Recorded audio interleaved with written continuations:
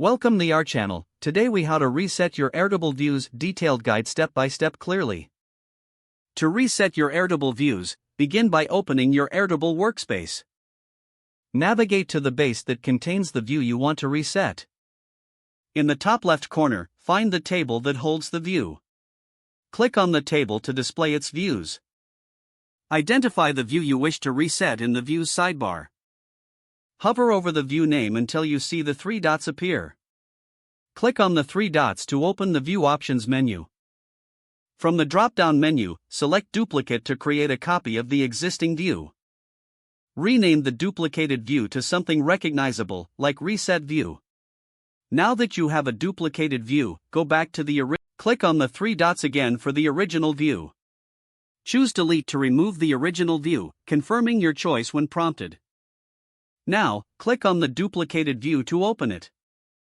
Edit this view according to your preferences. Adjust filters, sorts, and fields as needed to create your desired layout.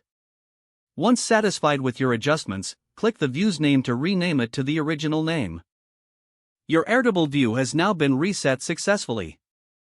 You can switch between views at any time to verify changes. Remember to periodically revisit your views to maintain organization. If the page does not load, refresh the browser or try again in a private or incognito window. Make sure you are using the correct email address, then retype it carefully to avoid small typos.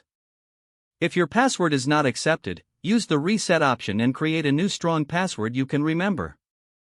Check your spam folder for verification or security emails, then complete any requested confirmation steps.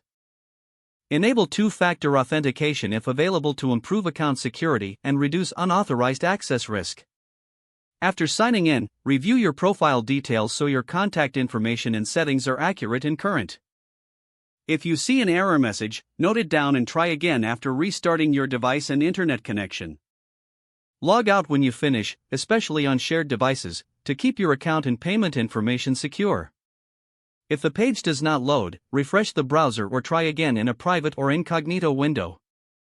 Make sure you are using the correct email address, then retype it carefully to avoid small typos.